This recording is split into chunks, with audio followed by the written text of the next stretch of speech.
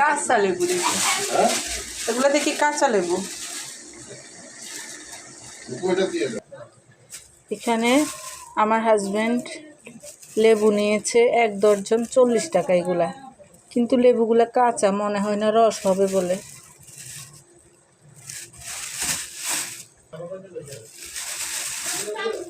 এখানে আমার হাজব্যান্ড লেবু নিয়েছে 1 দর্জন 40 টাকা দিয়ে, কিন্তু লেবুগুলা তো হচ্ছে কাঁচা, মনে হচ্ছে রস হবে না।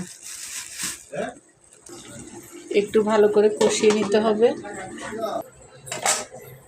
এরপরে এই যে প্রথমে আমি কিছু টমেটো দিয়েছি, মানে হয়ে গেলে নামানোর 5 মিনিট আগে এগুলো দিয়ে দিব, এই পাকা টমেটোগুলো, তারপরে কাঁচা মরিচ, তারপর হচ্ছে ধনিয়া পাতা, আর এই পেঁয়াজগুলো দিয়ে আমি টক ডাল রান্না করছি। এই যে এখানে টক ডাল রান্না করছি, এখানে অল্প পরিমাণে আমি মসুর ডাল দিছি, আর সবগুলো কিন্তু টমেটো পাকা পাকা। গরমের দিনে কিন্তু এরকম টমেটো টক খেতে কিন্তু অনেক মজা লাগে। আর আমি আজকে লাল শাকও ভাজি করব, তো এখানে কিন্তু লাল শাকগুলোকে আমি ধুয়ে নিচ্ছি। একদম লাল লাল কিন্তু টাটকা, আজকে বাজার থেকে এই যে লাল লাল সবগুলা সবজি, আজকে অনেকগুলো সবজি তারপর শাক নিয়ে আসছি এখানে বাজার থেকে। মাছগুলাও কিন্তু আজকে নিয়ে আসছি।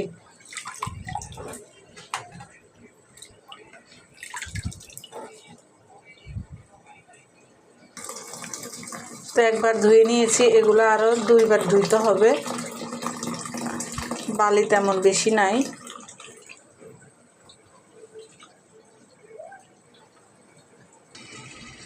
মাছগুলা মোটামুটি কষানো হয়ে গেছে, এখন আমি ঝোল দিয়ে দিব।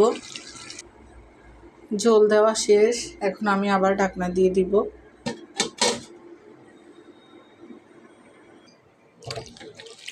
লাল শাকগুলোকে ভালো করে ধুয়ে নিতে হবে।